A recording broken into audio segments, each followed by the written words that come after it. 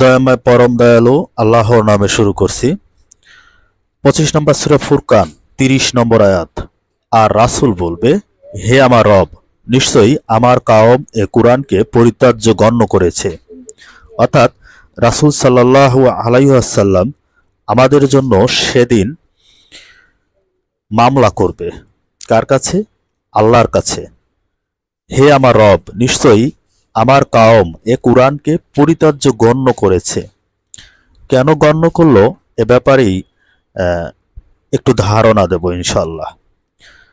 দুঃখের বিষয়, নবীর জন্মভূমি থেকে সেই মানের একজন আলেম বাহির হয়ে আসলো না।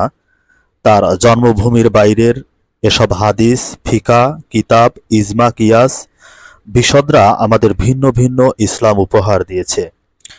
এক একজন এক এক মতামত, এক এক পথ দেখিয়ে আমাদের ঘূর্ণির মতো ঘুরিয়ে দিয়েছে।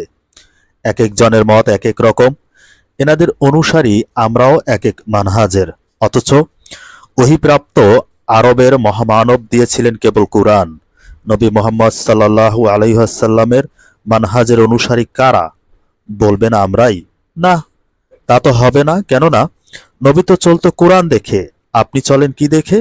উপরের এসব স্কলারদের দেখে নিশ্চয়। বলবেন এরাই তো নবীর কথাটাই বলেছে। না, তা তো হয়নি। তাহলে সবার কিতাবের কথা একই হতো, এত ভিন্ন মত হতো না। ধন্যবাদ সবাইকে।